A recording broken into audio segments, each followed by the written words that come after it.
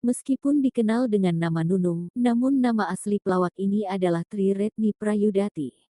Ia adalah wanita kelahiran Solo, Jawa Tengah pada tanggal 5 April tahun 1963. Di Indonesia, Nunung dikenal sebagai seorang komedian yang sempat tergabung dalam grup lawak Sri Mulat.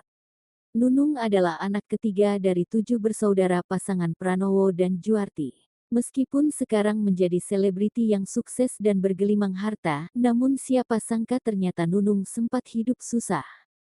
Kala itu Nunung harus menyambung hidupnya dengan berdagang batik. Tak hanya itu, demi mengais rejeki, Nunung pun rela menjadi penyanyi panggilan dari panggung ke panggung. Namun, nama Nunung mulai melejit setelah dirinya membintangi sinetron Sidul Anak Sekolahan sebagai Nyun-Nyun. Sejak itu nama Nunung pun banyak dikenal masyarakat, kesuksesannya ini mengantarkannya menjadi pengisi banyak acara. Akibat kesusahan keuangan ini, Nunung muda pun terpaksa harus menerima lamaran keluarga tetangganya.